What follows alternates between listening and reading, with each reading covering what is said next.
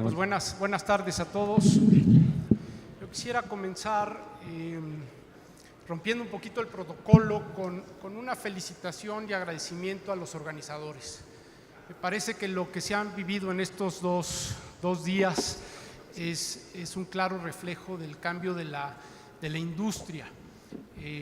Llevamos tiempo en este sector y si hubiera alguna duda de los cambios que se han generado en el profesionalismo, en la complejidad, en la sofisticación del negocio inmobiliario, pues basta voltear a nuestro alrededor y ver lo que está sucediendo en estos paneles, en el workshop, en la feria, para darse una idea de lo rápido y lo trascendente del cambio. Y por otro lado también vale la pena, con esa misma dinámica, con ese mismo ejercicio, ver lo que nos depara en un futuro, ¿no? Hoy volteamos a ver, me decían hace un momento, alrededor de 5,000 personas han pasado por este hotel entre el día de ayer y el día de hoy, interesadas en el negocio. Todos profesionistas, todos podrían estar al frente compartiendo sus experiencias y su conocimiento y todos aportando en favor de la industria. Así que felicidades a los organizadores y un aplauso por sus 15 años que están festejando aquí.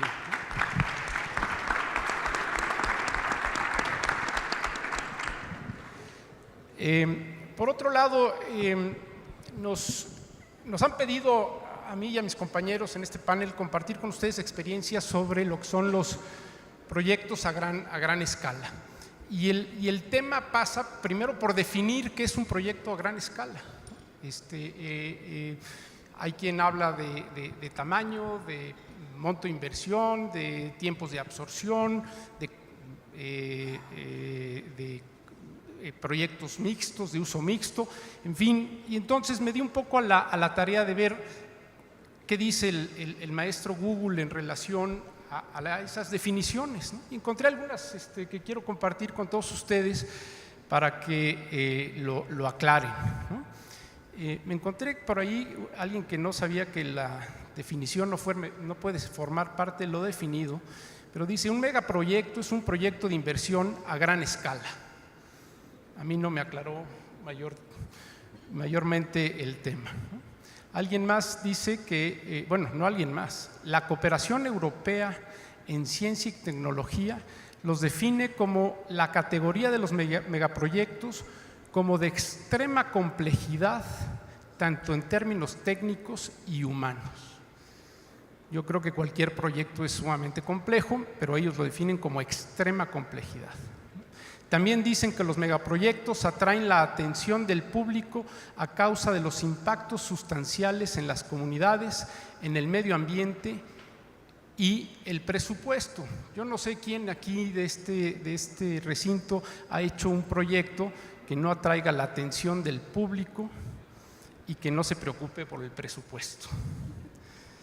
Otra definición es que estos proyectos también pueden definir como iniciativas físicas caras y públicas, ¿no? Depende del tamaño del bolsillo y la chequera para ver si es caro. Cualquier desarrollo sin duda impacta al público y vuelve el tema de la complejidad, ¿no? Entonces, pues vamos a empezar tratando de definir esto, y para ello les voy a presentar a mis amigos que están aquí conmigo en este panel, y ellos nos dirán por qué pueden definir esto, ¿no? En primer lugar está mi tocayo Javier Barrios, quien en primer lugar es egresado de la Universidad Panamericana, que ya es un logro. Es ingeniero, director general y cofundador de Mira Companies, una filial de Black Creek Group. Antes de estar en Mira, el ingeniero Barrios, mi tocayo, fue director general de BCBA Impulse, la cual fundó en 1991. Y como no se sabe estar quieto y siempre ha aportado en favor de la industria, también él hizo un gran esfuerzo por hacer lo que hoy es el portal más importante del sector residencial, metroscúbicos.com. Entonces, Javier nos va a compartir su experiencia Y yo le preguntaría, como lo haré con los demás, si estuvieras en un elevador y tuvieras que decirle en el trayecto del primer piso al, vamos a decir, al 10º, ¿qué hace Mira? Eso te lo digo muy rápido. Eso te lo digo mucho más rápido. Hacemos comunidades. Ya acabé. Hacen comunidades. Ya acabé. Para hacer una comunidad hay que hacer un megadesarrollo. Realmente lo que hacemos son comunidades que mejoran la calidad de vida de los usuarios y son predominantemente urbanas. Y hay una serie de características que nosotros consideramos, dependiendo de la ciudad o el proyecto, que definen qué son esas características que debe tener la comunidad para mejorar la calidad de vida de sus usuarios, básicamente. Pero entonces un megaproyecto, en tu opinión, que además de formar comunidad, ¿qué lo pudiera definir? Bueno, definitivamente es escala. Tú no puedes definir un megaproyecto carente de escala, aunque tenga un impacto social importantísimo, porque hay proyectos que tienen impactos sociales que son una escalera, ¿no? Realmente creo que sí es escala, que deriva en complejidad, en presupuestos de inversión muy altos, en mucha incertidumbre, en un plazo largo de ejecución, básicamente, ¿no? Correcto. A su izquierda está Pedro Aspe, arquitecto. Aquí hay ingenieros y arquitectos, vamos a armar un buen bando. Egresado de la Universidad Iberoamericana, tiene un máster en promoción de proyectos inmobiliarios en la Universidad de Anáhuac. Comenzó su carrera profesional en la Ciudad de México como proyectista en Artigas Arquitectos y en Invex. Posteriormente se trasladó a la ciudad de Puebla para incorporarse al grupo Proyecta, en donde actualmente es el director comercial de la empresa. Pedro, ¿qué hace la empresa y qué es un megaproyecto? ¿Qué tal? Buenas tardes. Sí, nosotros, Grupo Proyecta, como tal, se dedica a hacer comunidades planeadas. Buscamos, realmente nuestra preocupación realmente es por la calidad de vida y hacer cada día mejores productos en comunidad para las familias, digamos, y nuestros clientes. Realmente en Grupo Proyecta lo que hacemos son 5, vamos a decir, el proceso, desde la compra de tierra, que en particular en Puebla, donde una de las comunidades planeadas que tenemos, ha sido un tema bastante complicado, dado que las pequeñas parcelas y toda la compra. Posteriormente hacemos toda la tramitología. Posteriormente la planeación, buscamos trabajar con los mejores proveedores, tanto en planeación, en master plan, landscape, etcétera. Ya llegamos al piso 10. Y posteriormente traer infraestructura y urbanización y posteriormente la venta.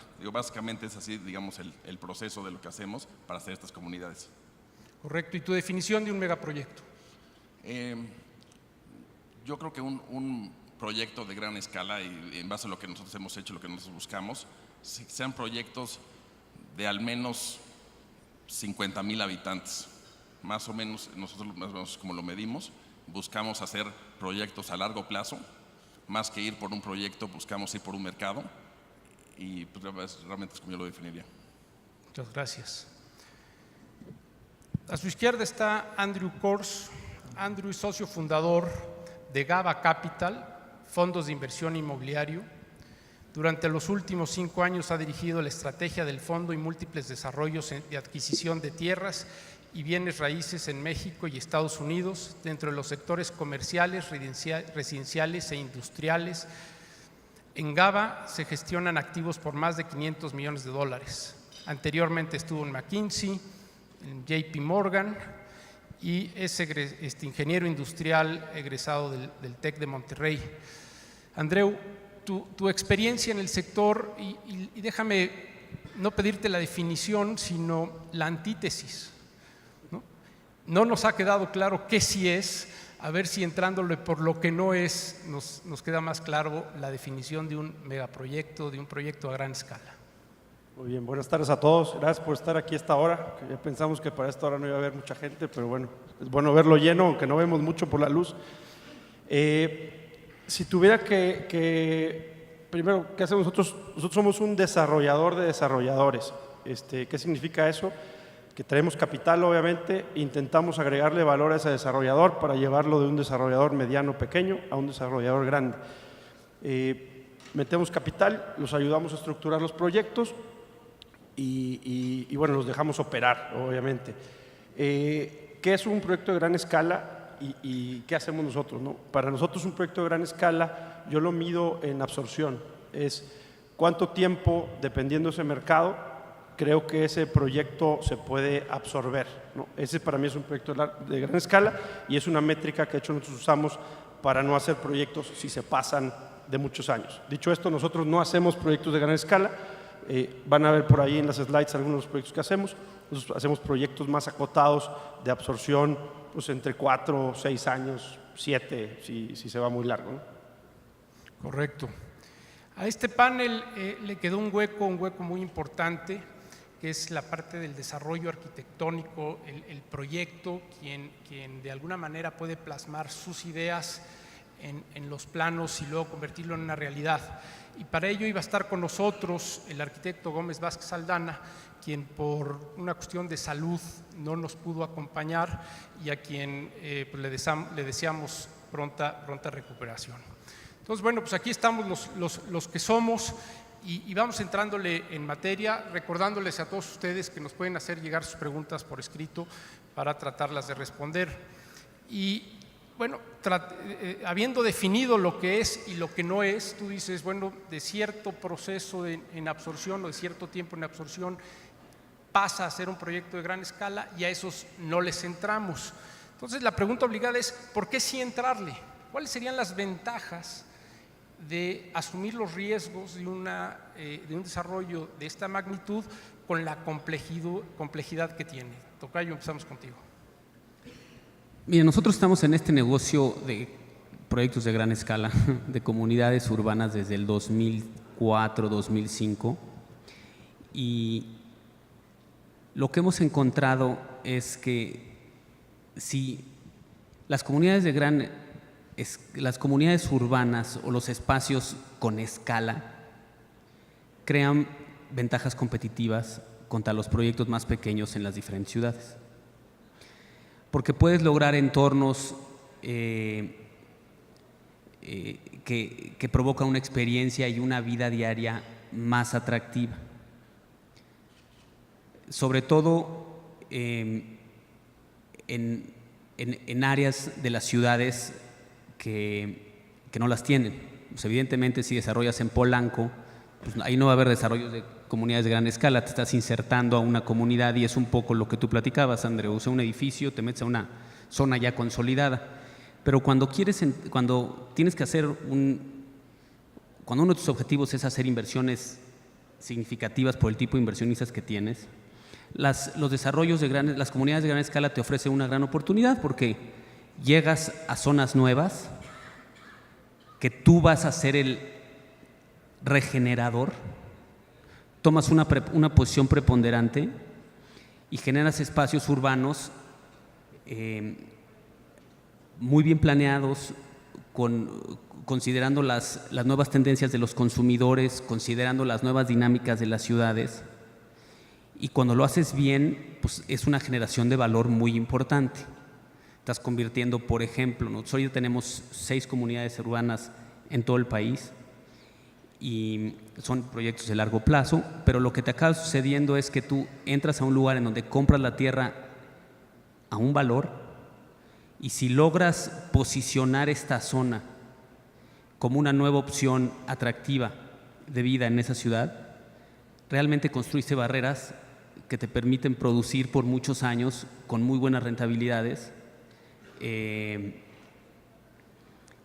con muy buenas rentabilidades. Entonces, por eso es que hemos tomado ese modelo de buscar menos número de transacciones más grande y crear estos núcleos de crecimiento.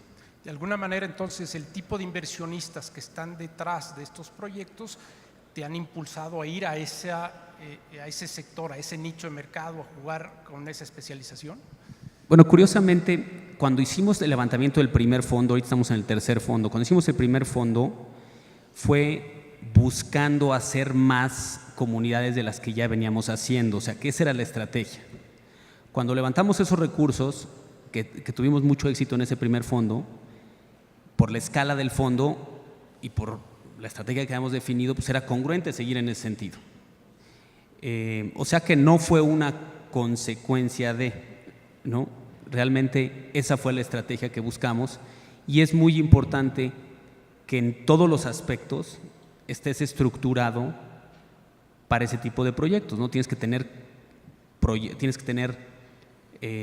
recursos que están mentalizados para 10, 12 años de inversión y desinversión. Tienes que tener un fondo de cierto tamaño para poder hacer una buena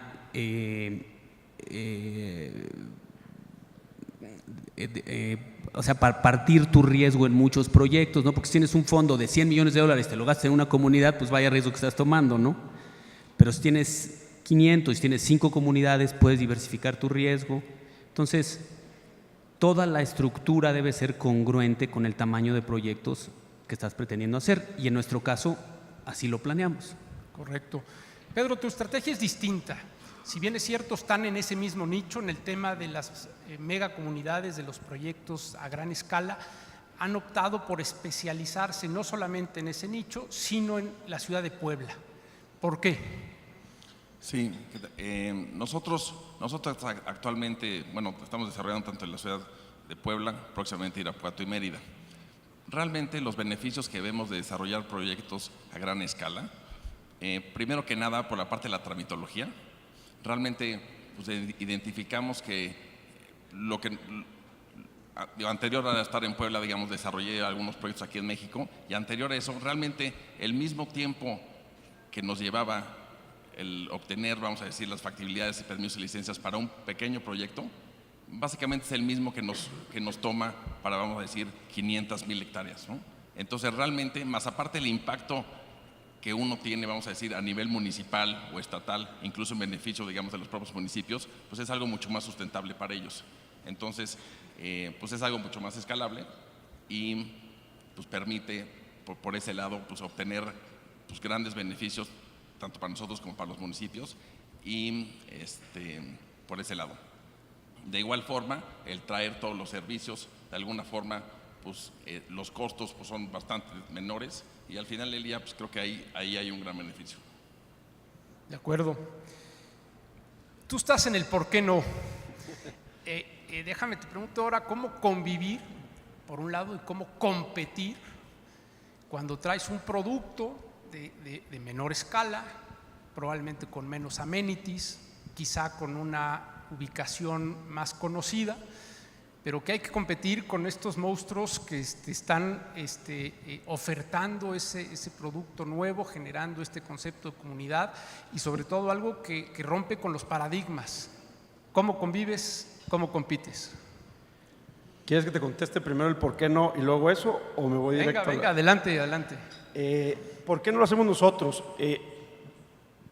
Porque desde nuestro punto de vista es muy difícil proyectar la rentabilidad de un proyecto de esto, ¿no? Es un proyecto tan grande, tú compras la tierra, tienes el carrying cost de la tierra, digo, es verdad, puedes comprar tierra ejidal, barata, etcétera, pero sigues teniendo el carrying cost de la tierra y es muy difícil proyectar cómo se va a absorber ese proyecto. ¿Por qué? Es obvio que le va a tocar crisis a ese proyecto, ciclos económicos, etcétera. Entonces, ¿cómo proyectas eso? Y me gustaría, de hecho, que me ayudaran aquí los amigos que sí lo hacen a responder esa pregunta, ¿no? Yo creo que al final del día, o nuestra visión en esos proyectos, la TIR pues, acaba siendo muy buena en algún momento y luego muy mala y luego queda muy en promedio, ¿no? Entonces, para nosotros es muy difícil medir el riesgo, por eso no lo hacemos. Como decía Joey, que en paz descanse, que creo que fue uno de los gurús de macroproyectos, dice, para hacer uno de estos proyectos, dice, tienes que tener muchas agallas para hacerlos y muchas nachas para sentarte, ¿no? Y lo decía con otras palabras, pero al final del día es eso, ¿no? Y por lo menos nosotros probablemente no las tengamos para hacerlos. Ahora, Yendo a los inversionistas, que decía Javier, creo que es interesante. Nuestros inversionistas son familias patrimoniales, principalmente basadas en Monterrey.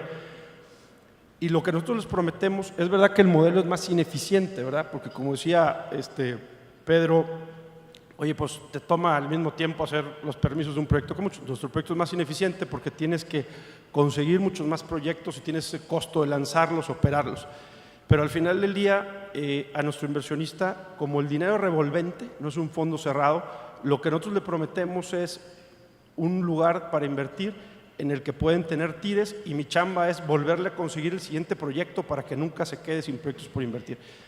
Siento que si no hiciéramos esta estrategia, no tendríamos, como tenemos hoy en día, 28 proyectos en desarrollo en 15 ciudades, con 11 socios desarrolladores, que te ayuda a diversificar muchísimo el riesgo y a tener muy buen talento, porque todos esos 11 desarrolladores pues, son gente muy buena que a lo mejor no nos alcanzaría para tenerlos internamente. Entonces es un poquito el por qué lo hacemos. Además que como somos un desarrollador de desarrolladores, vamos a desarrolladores medianos que probablemente todavía no tengan los skills de hacer un macroproyecto, ¿no? Entonces es un poquito la tesis de inversión de nosotros. Ahora, ¿cómo convivir, cómo competir con los proyectos? A mí me encantan los proyectos de gran escala, como miembro del sector y como habitante, digamos, de México, creo que hacen mucho bien. Creo que detonan zonas muy padre, son bonitos, ayudan a muchos desarrolladores medianos que a lo mejor no tienen el acceso a comprar un terreno, a que ellos puedan desarrollar dentro de algunos de esos proyectos, como los master plans. Entonces creo que tienen mucho positivo. Ahora, para nosotros, pues obviamente es difícil competir, ¿no? Pues como dices, oye, pues yo voy a hacer una torre de, no sé, un proyecto de 2 torres de 200 departamentos versus un proyecto de 800 que tiene plaza comercial, amenities, etcétera. Creo que es difícil competir con ellos, pero al final del día ayudan, porque, y un ejemplo es, creo que Nuevo Sur en Monterrey, una zona que pues no se estaba detonando, pues llega alguien como Mira, la detona y crea oportunidades para el resto de desarrolladores ahora a desarrollar en esa zona. Difícil competir, obviamente, con el volumen, la escala y las amenities, pero al final del día te abre mercados y creo que es algo positivo que nosotros hemos apalancado, ¿no? Conviven y no compiten necesariamente, son mercados distintos, son nichos diferentes de acuerdo a su experiencia. Se habla de crear de comunidad, se habla de desarrollar nuevas zonas. Para eso se necesita materia prima, eso es tierra, eso es permisos, eso es infraestructura. ¿Dónde? ¿Y dónde en términos de cuáles serían las características de la ciudad que permite que llegue un megaproyecto? Tocayo. Miren, en primer lugar tiene que haber profundidad de mercado. Esa es la número uno. Hay pocas ciudades, como bien dices, Andreu, hay pocas ciudades que te aguantan un precio de adquisición de tierra grande, porque no es lo mismo invertir $1 millón en tierra en un terreno que va a ser 40 depas, por decir, o invertir $70 millones en un terreno, ¿no? Porque el carrying cost te obliga a una rentabilidad, o sea, a un retorno anual muy significativo. Entonces, para eso tiene que haber profundidad de mercado. Esa es como que la número uno. Para los tamaños de proyectos que hacemos nosotros, vamos a ciudades de más de 1 millón de habitantes. Ese es como que el punto de partida. Y luego vienen una serie de análisis que ya son como que el siguiente nivel, que es pues, el nivel de competencia, qué tanta oferta en el mercado hay, qué necesidades de diversos activos hay. En nuestro caso, por ejemplo, nuestras comunidades, nosotros no vendemos tierra. En general desarrollamos la gran mayoría edificamos casi la totalidad del proyecto, y si hay algunas parcelas que si hay estratégicos, si llegara un desarrollador de ustedes o tú o un cliente, o sea, quien fuera, que tiene una especialidad particular que nosotros no tenemos, por ejemplo un hospital o un hotel o oficinas sí hacemos, pero algún uso específico sí vendemos y lo traemos a la mesa. Pero fundamentalmente es tamaño de mercado, y el segundo nivel de análisis es el landscape competitivo que hay en cada uno de los tipos de activos, ¿no? Hay ciudades que están muy ofrecidas, pues no entras porque no te vas a tomar un pedazo importante del mercado, pero por ejemplo Monterrey o DF, que la demografía te demuestra claramente una demanda sostenida por muchos años de vivienda o de comercio, o no, pues son muy atractivas para poder establecerte y tener un volumen de inventario para muchos años por venir. Estás en Monterrey y estás en Cancún. Yo creo que no puede haber dos ciudades más diferentes en cuanto a su vocación, en cuanto a su tamaño, en cuanto a su dinámica urbana y comunitaria. ¿Qué tienen en común que te permite ser exitoso en un megadesarrollo? Bueno, estamos en 6 ciudades, estamos en Guadalajara, DF también, estamos en una única comunidad que es turística que está en Todos Santos, Monterrey, Cancún y Veracruz. Hay un común denominador, que es el primero que dije, es escala.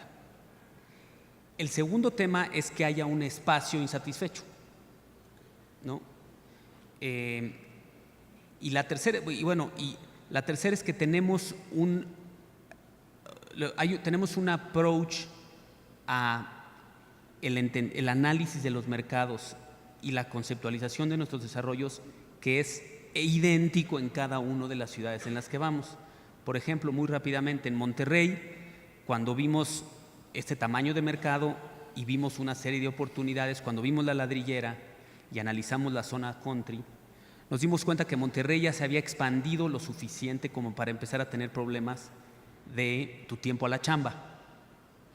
Y entonces ahí la primera tesis es, tenemos que generar un centro urbano cerca de todos los servicios y las fuentes de trabajo, que además te dé seguridad en una situación muy complicada de Monterrey.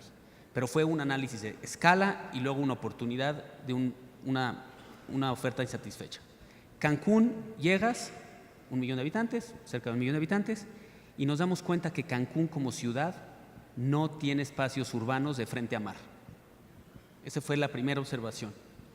Y entonces empiezas a hacer tu análisis competitivo y tal, y te das cuenta que hay un gran espacio para generar una comunidad urbana que viva el mar. Pero el approach es el mismo, y luego de ahí se sigue pues, todo lo que escribió Pedro, ¿no? Que es el mismo en todos los proyectos.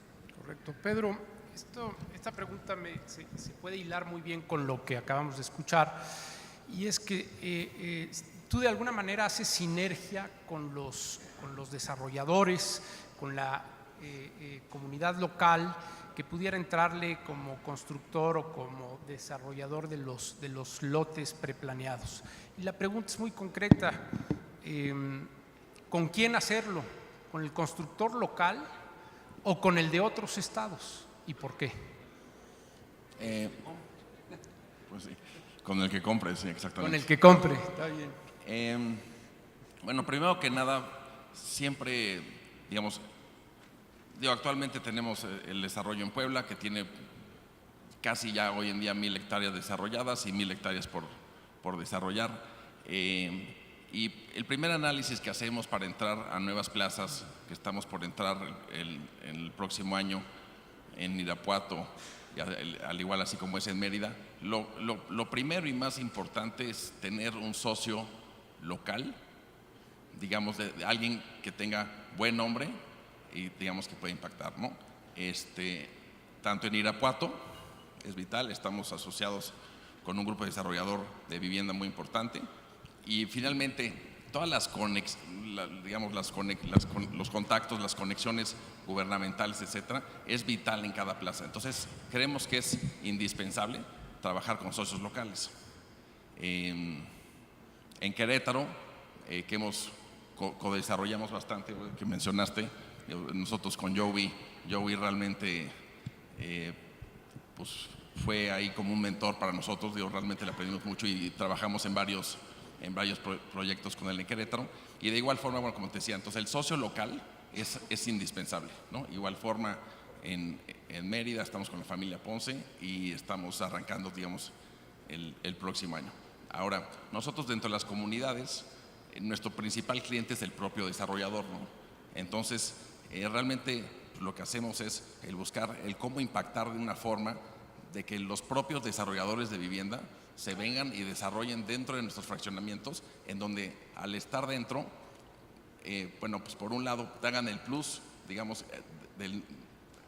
una ventaja competitiva al estar dentro por las áreas verdes, la sustentabilidad y luego muchas veces para desarrolladores, vamos a decir, la gran mayoría de los desarrolladores están en la Ciudad de México, a los que les comercializamos, y es un muy fácil acceso a una plaza, digamos, a salir de la Ciudad de México, por decir algo, y entrar a una plaza nueva, ¿no?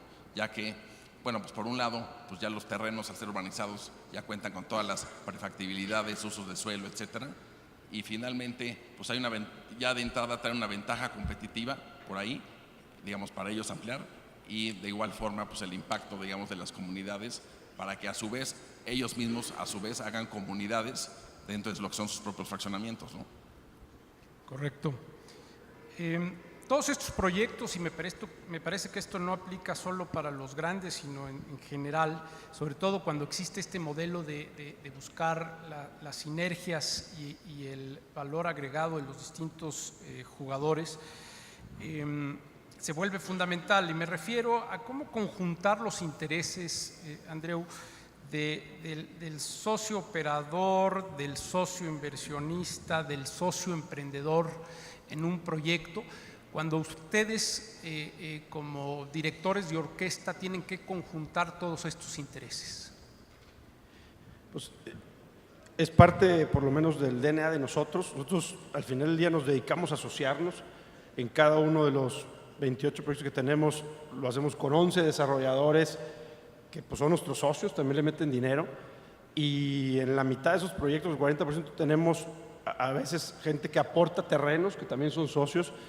Entonces, pues sí, obviamente es complejo alinearlos, y esa es gran parte de lo que nos dedicamos nosotros en GABA, a alinear esos intereses, ¿no?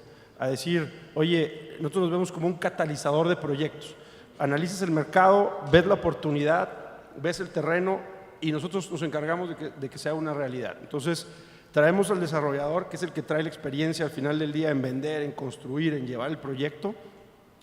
Traemos al inversionista, nosotros traemos el dinero para hacer una realidad. Ayudamos al desarrollador a conseguir el crédito, y muchas veces el dueño de la tierra se siente muy cómodo con ese, porque dice, oye, yo tengo al que opera bien y tengo al fondo que le mete dinero, y pues me alinea el desarrollador, pues dentro, ¿no? Entonces creo que es un poquito lo que hacemos nosotros, alinear los intereses. Parte de eso, para alinearlos, siempre hacemos estructuras con los dueños de la tierra en la que ellos tomen ciertos riesgos para que tengan beneficio adicional, pero no todos los riesgos, ¿verdad? Porque a veces no entienden el riesgo del desarrollo inmobiliario. Entonces intentamos acotar el riesgo que tiene. Y lo que hacemos para alinear los intereses con el desarrollador es, siempre le pedimos que ellos metan dinero, que le metan capital, y que se mojen en una proporción pues obviamente menor, y luego les alineamos a que la mayor parte de su dinero se lo ganen en el famoso promote, ¿no? Nosotros fijamos el fee, de hecho no hacemos un fee variable en base a nada, le damos un fee mensual, y su dinero en verdad se lo ganan si el proyecto es exitoso, si el proyecto tiene las tires y los rendimientos esperados. Entonces están totalmente alineados pues a vender más rápido, más caro y al menor costo, ¿no? Y esa es un poquito nuestra chamba, alinear a todas las partes. Correcto. Hemos hablado de comunidades, y se dice fácil, porque probablemente los que tenemos la deformación inmobiliaria lo tratamos de hacer tangible en una zona geográfica, detrás de una puerta, con cierta definición en ese sentido, muy material. Pero crear comunidades es mucho más que eso. ¿Cómo juega eso dentro del impacto de un macrodesarrollo, Javier y luego Pedro? Le dejas de dar el clavo, es un tema no solo de hardware, sino de software también, ¿no? Nosotros hacemos comunidades urbanas que, de hecho, lejos de tener rejas y puertas, es lo opuesto. Estamos crear comunidad, pero creamos comunidad con todo el entorno inmediato. Entonces, realmente lo que estamos pretendiendo hacer nosotros es crecer las retículas urbanas y devolver el atractivo de la vida urbana a los lugares en donde participamos. Como todos, aquí habemos de muchas edades, ¿no? Pero los que están más o menos de nuestro vuelo, de cuarentones, cincuentones, pues todavía nos tocó un México que jugabas en la calle, y eso fue en la calle, y eso se fue perdiendo, ¿no? Y que caminabas a la tienda, o que caminabas a... Luego vino una suburbanización tremenda, ¿no? Y todos los temas de inseguridad. Y eso nos provocó que nuestras ciudades se volvieran poco atractivas en general. Nosotros lo que hacemos es, desde la entrada, lo que estamos tratando de provocar es que le regresemos el atractivo de la vida urbana a nuestro proyecto y que eso se derrame al exterior. ¿Y por qué es muy relevante en este caso? En nuestro caso, en casi todas nuestras comunidades tenemos un componente comercial muy grande. Y pues el componente comercial grande tiene que tener un acceso público, ¿no? Si no, se muere. Entonces, es muy interesante porque lo que generamos es un espacio público, privado, que te da seguridad, que te da permanencia, que te da mantenimiento, que te da una serie de cosas. Crece la retícula urbana y luego, encima de eso, viene toda la parte de vivienda, oficinas y tal, que capitaliza ese entorno. Y básicamente lo que estamos logrando es crear lugares con energía 24 horas, ¿no? Y hay una serie de detalles que le traes a la mesa, que es software, que provocan que ese entorno se genere. Y es muy interesante ver lo que acaba sucediendo, ¿no? Y eso es un poco lo que me refería al principio, que es lo que te genera las barreras de entrada, porque generas una especie de frente al mar, ¿no? O frente a un parque muy energizado, y luego tienes la posibilidad de desarrollar todo lo que está alrededor.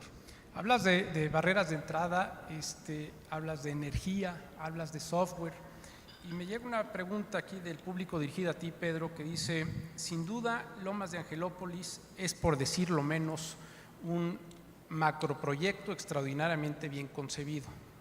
La planificación seguramente tuvo gran dosis de feeling, energía, software, comunidad, de estas cuestiones intangibles, adicionalmente a los estudios de mercado. ¿Cómo se gestó y cómo se midieron los riesgos?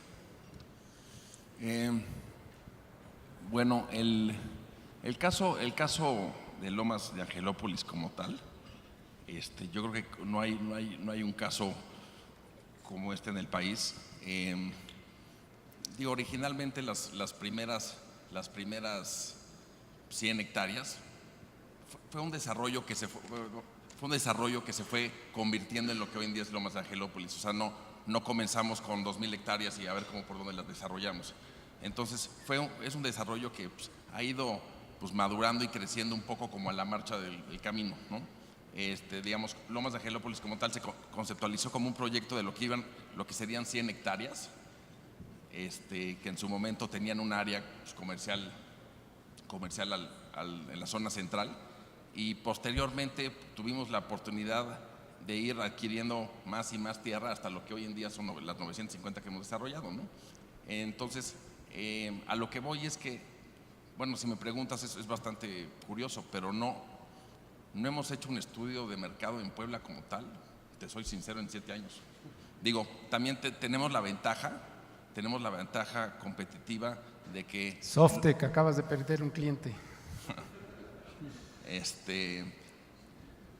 Tenemos la ventaja competitiva de que Lomas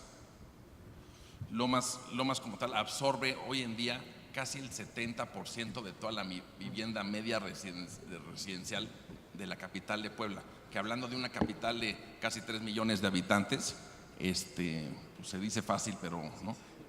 Entonces realmente, como se fue creando la comunidad, a lo que voy es que al principio simplemente era venta, digamos, de lotes unifamiliares, y posteriormente ya captamos el interés de desarrolladores de vivienda y metimos más. Hoy en día ya estamos trabajando, tenemos 2 zonas comerciales importantes, trabajamos un clúster escolar donde ya tenemos 8 escuelas, 16,000 alumnos que están interesados ahí en entrar. Entonces realmente la comunidad realmente se fue creando conforme fue avanzando, ¿no? Ahora nuestro reto también es en nuevos proyectos, porque digamos ya lo que hemos desarrollado en Puebla, ya el poder transportarlo a Mérida, a Irapuato, y conceptualizarlo desde un inicio como tal, sin duda alguna va a ser un reto. De acuerdo, entonces, bueno, ahí hay una combinación de experiencia, de feeling, de visión. André, una pregunta que aplica para los grandes y los pequeños proyectos, pero va muy dirigida, trae una afirmación, podremos estar o no de acuerdo con ella, pero la pregunta es la que sigue. Las comunidades cerradas han probado ser desastrosas en el pasado. ¿Por qué serían diferentes ahora? Oh, pues esa sí está complicada. Traía tu nombre.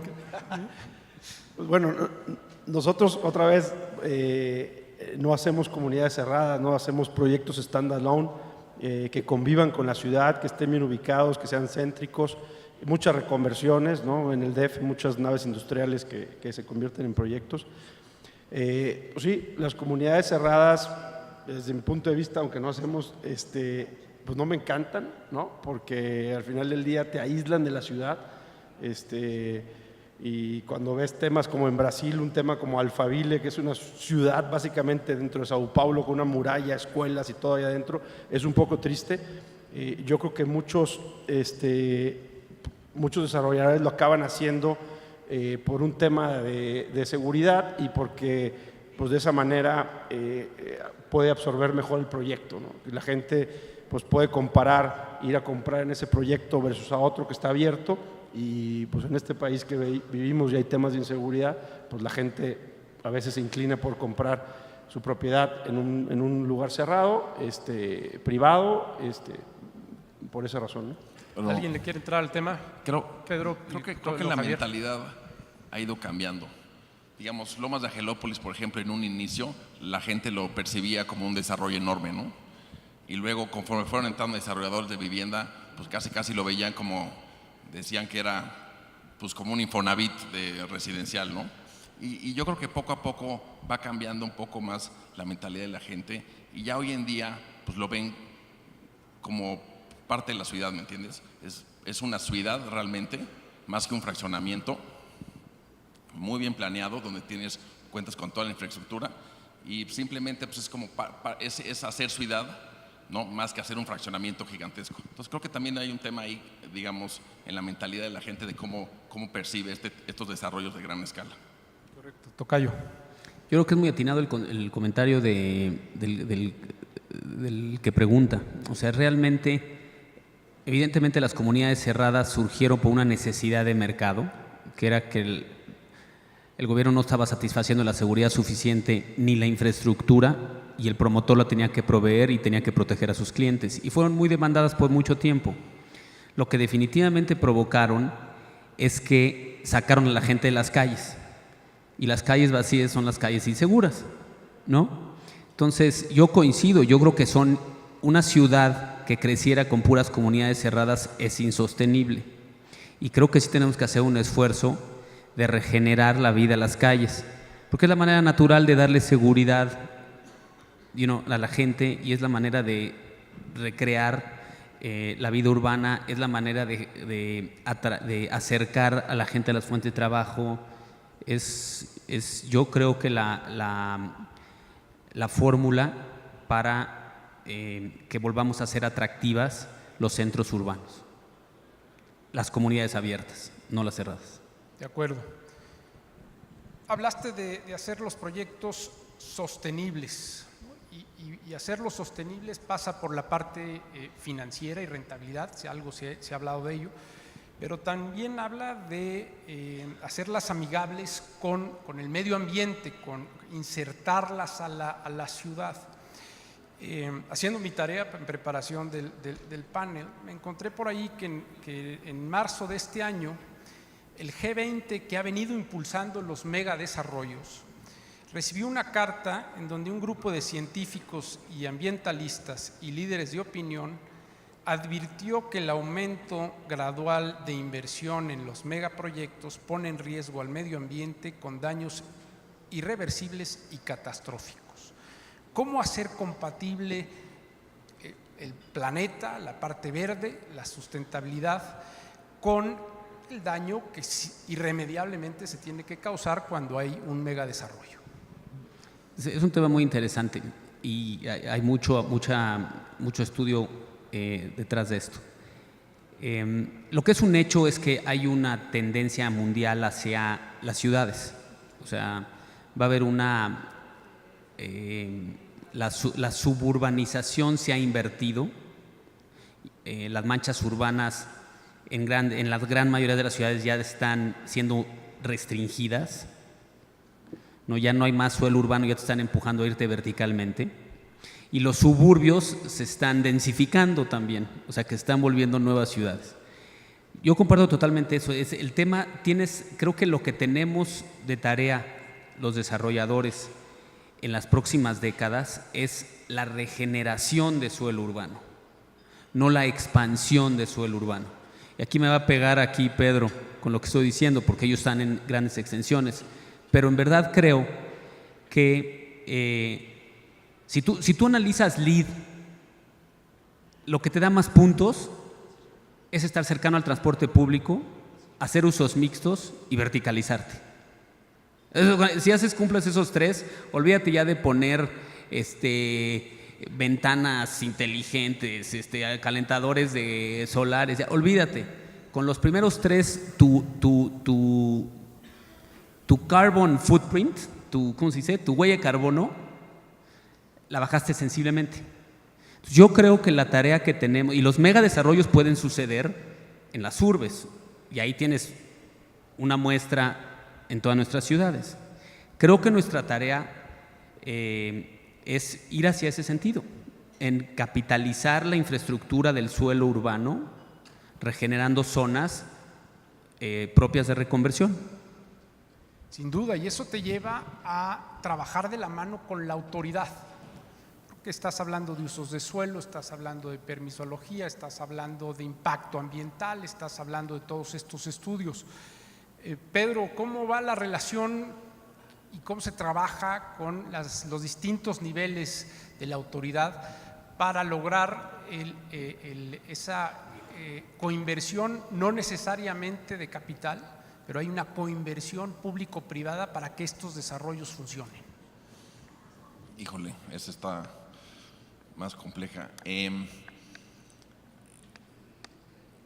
Vamos a decir, en el caso particular, por ejemplo, en Puebla, Lomas de Angelópolis como tal abarca 2 municipios como tal, ¿no? Entonces, digamos, sobre una parte tenemos San Andrés Cholula y sobre otra Santa Clara de Coyucan. Yo creo que a nivel municipal funciona grandiosamente bien, porque realmente, y en nuestro caso en particular, en nuestra experiencia, pues hemos llegado, digamos, hace 10 años a lo que era San Andrés Cholula, que era relativamente pequeño, y a Santa Clara Coyucan hoy en día, que es un municipio pues mínimo. Realmente, como comentaba, el beneficio que traemos hacia ellos y el servicio, vamos a decir, a la comunidad, porque digamos, gran parte de los convenios estatales, por ejemplo, para traer la infraestructura, el agua, etcétera, pues realmente beneficia a una cantidad de comunidades. Por ejemplo, en el tema particular del agua, tuvimos que hacer unos tanques de almacenamiento, hicimos más o menos son 70 millones de litros, y finalmente esos tanques de almacenamiento abastecen a una zona digamos cercana, colindante al desarrollo, donde había más de 5,000 viviendas sin agua, ¿no? Entonces, al final del día, creo que a nivel municipal, creo que el impacto es muy importante. A nivel estatal, bueno, pues conllevas el riesgo de que entre cada, digamos, hacemos proyectos que van quizás a 18, 20 años, ¿no? En Lomas de Angelópolis llevamos 12 años desarrollando, calculamos que nos quedan, pues, cuando menos otros 15 años más. Y sobre todo le hemos aportado más al tema de verticalización, justamente lo que estaba diciendo Javier Barrios. Creemos que ahí está el futuro. Entonces, pues conlleva ese riesgo de que finalmente pues, te vas enfrentando pues, a nuevos gobiernos que van entrando. Entonces, pues digamos, ese riesgo finalmente pues, sí lo llevamos, pero pues vamos a decir, el impacto, vamos a decir, social y urbano de desarrollos como Lomas de Angelópolis trascienden a un gobierno, digamos, estatal hasta el siguiente. Entonces, realmente, pues, gracias a Dios, digamos, al día de hoy no hemos tenido realmente ninguna bronca realmente, digo, más allá de lo… En ese mismo sentido, ¿cuál sería, en tu opinión, esa ventaja competitiva, si es que la hay, en relación a el trabajo en conjunto con las autoridades y la obtención de sus permisos? Sí, pues creo que todos batallamos con el tema de tramitología, sobre todo que nosotros estamos en 15 ciudades y cada municipio pues son reglas distintas. En algunos estados tienes que ir al municipio y luego al estado, ¿no? Y lo que nosotros hacemos, un poco en línea con lo que estaba contando Pedro hace rato, es siempre tenemos socios locales, ¿no? Es clave para poder pasar el tema de tramitología. Nosotros nunca apostamos por un cambio de uso de suelo. Siempre cuando entramos a un proyecto es con el uso de suelo que hay, con la densidad que hay. Nunca intentamos moverlo y eso te facilita el tema. Siempre buscamos un desarrollador que tenga la expertise de haber sacado permisos en ese municipio o delegación en el DF. Y al final del día también, al ser proyectos a lo mejor no un Nuevo Sur o los proyectos que hace Javier, creo que ellos tienen una ventaja y una desventaja, ¿no? Una ventaja que es que pues, como es más grande, pues te hacen caso y te sientas más a la mesa, pero a la vez como es más grande, pues también pues, se ponen más complicados. Al final del día nuestros proyectos, pues algunos podemos hacer que pasen un poquito bajo el radar, aunque digo, siempre te tienes que enfrentar a las autoridades. La clave es tener a la persona local que pueda sacar los permisos. Oye, Javier, perdón, pero ya rompiendo el protocolo aquí, me gustaría preguntarles aquí a los amigos que hacen grandes proyectos, porque siempre he tenido esta inquietud, ¿cómo proyectan la TIR? O sea, ¿qué TIR esperan en un proyecto de largo plazo y cómo le hacen para proyectarla pues, con tantos ups and downs que van a venir en el camino?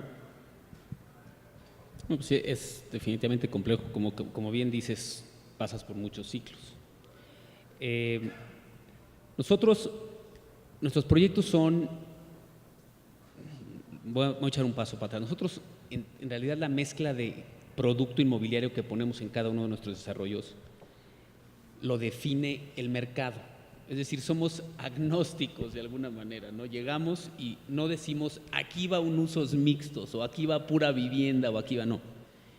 Hacemos un análisis por mercado específico y realmente ahí partes mucho el riesgo.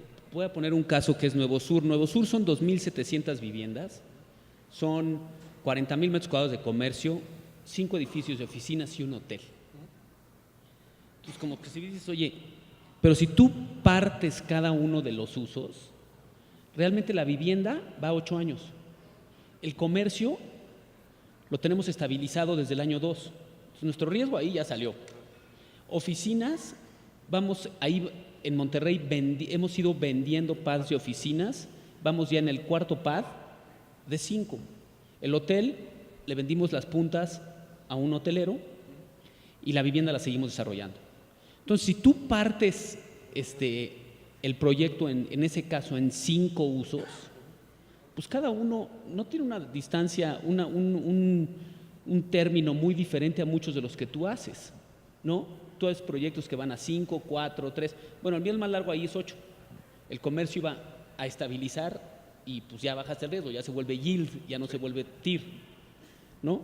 Entonces, realmente analizamos 5 TIRs, que no son muy diferentes en ese caso a varios de los proyectos que tú mencionabas de 3 a 5 años. Y luego, pues el ponderado, pues ese ya el ponderado, ¿no? ¿Y qué buscas en el ponderado? Pues, ahorita, mira, el mercado cada vez se compite más. La verdad de las cosas es que cada vez hay más dinero en el mercado, cada vez hay competidores más competentes y creo que todos hemos bajado nuestras vistas de TIRs esperadas. Nosotros empezamos en el 2000, bueno, yo me acuerdo en los 90s ibas por 30s, ¿no? En el 2000 ya ibas por 20 medios bajos. Ahorita estamos en 15, 17, ¿no? Porque pues, se ha ido apretando el mercado, hay mucho dinero y cada vez se ha profesionalizado la industria. Nada más como dato, cuando empezamos la Asociación de Desarrolladores en 1990, que hacíamos el único evento, ahora ya nos rebasó, ya le rebasó a Ladi, ya le rebasó Memo Inmobiliaria y Érico y todos, pues asistían 20 personas y eran todos empresas familiares. O sea, la profesionalización del sector es impresionante. Entonces, pues, como resultado, las TIRs, si te quieres mantener en el mercado, tienes que tener los ojos más más abajo. Andrew, como en la escuela, aquí el que pregunta también responde. ¿Cuál es el rendimiento esperado en tus proyectos? Y después vas tú, Pedro. Digo, como tenemos diferentes tipos de proyectos, pues obviamente el rendimiento es diferente, ¿no? O sea, tenemos proyectos industriales que pues es un bajo riesgo, contratos en dólares, 10 años, etcétera, ¿no? Pero el core de lo que hacemos, que es vivienda vertical de 1 millón a 3 millones, 4 millones máximo, nosotros buscamos tires apalancadas antes de impuestos de 25 y las conseguimos. O sea, es difícil, es competido, las conseguimos, incluso por arriba, si llegamos a los 30 en algunos proyectos. La clave es conseguir el terreno y si es aportado, pues mejor, porque te ayuda a latir mucho, a minimizar el riesgo. Oye, ya le voy a hacer una pregunta a Javier. 2 segundos porque el público nos está bombardeando con preguntas. No me va a dejar hacerte la pregunta, además mi Javier. chamba, si no, no me van a pagar, mano. 2 temas. Para que se den estos megaproyectos, hay ocasiones en las que necesita haber un gran evento en la ciudad. Y me menciona el público el impacto para estos desarrollos de las ferias mundiales o las olimpiadas y esto, por un lado. Y por otro lado, cómo de repente dentro de la ciudad se genera tierra ya urbanizada con infraestructura, como ahora es el caso del aeropuerto de la Ciudad de México. Entonces, su opinión ante esas 2 cuestiones. Un evento organizado por la ciudad que genera el desarrollo de un macro desarrollo inmobiliario y por otro lado cuando se genera espacio urbano disponible para hacer un mega desarrollo. Tocayo. Bueno, sí, en efecto, hay casos interesantísimos de eventos como el caso de las Olimpiadas de Londres, que hicieron una expropiación del tamaño de Naucalpan, completito, para hacer la Villa Olímpica y con un plan de largo plazo de volverlo suelo urbano. A fin de cuentas cae en el segundo caso. O sea, yo creo que los eventos como el Mundial como tal realmente sí tienen un efecto transformador, pero que muchas veces resulta ser negativo. Yo me concentraría en comentar, claro que hay potencial de acciones de gobierno de regeneración urbana que pueden transformar ciudades. El caso es el aeropuerto. El aeropuerto, lo que va a dejar, o sea, el aeropuerto viejo, que son 700 hectáreas, puede realmente reconfigurar la ciudad, o sea, puede cambiar la masa, el centro de gravedad, ¿no? Lo puede mover un poco hacia el oriente de la ciudad y bien planeado, que ojalá que las autoridades federales y municipales se pongan de acuerdo, sería de una trascendencia bárbara para cambiarle la fisionomía a la zona oriente de la Ciudad de México. Correcto. Ya no tenemos tiempo para escuchar las otras 2 opiniones. Cierro con una pregunta y con un comercial. La pregunta, una pregunta rápida y necesitamos una respuesta rápida. ¿Lo pequeño es hermoso o entre más grande mejor? Andrew. Yo prefiero en lo inmobiliario lo pequeño muchas veces repetido. En lo inmobiliario, dices. Pedro. Pues yo creo que entre más grande mejor y entre más repetido sea mejor. Tocayo. No, pues no tengo ya mucho que agregar. Bien. El tamaño sí importa, ¿no? El tamaño sí importa, está bueno. Pues, cierro con el comercial. Me parece que con este panel de alguna manera se redondea todo lo que hemos visto en los distintos, en las conferencias anteriores. Y sin duda alguna se han resuelto muchas dudas, pero también se genera algo de confusión. Más tarde, a las 6:30, va a haber una conferencia magistral que nos permitió insertar en este evento al Instituto Comercial e Industrial, el ICEI, nuestro evento anual. Y va a estar con nosotros Macario Esquetino hablando del fin de la confusión. Un libro extraordinario, un conferencista sensacional, al cual están todos invitados hoy a las 6:30. Con eso, pues agradecer el favor de su atención y a todos a ustedes su participación. Muchas gracias. Gracias.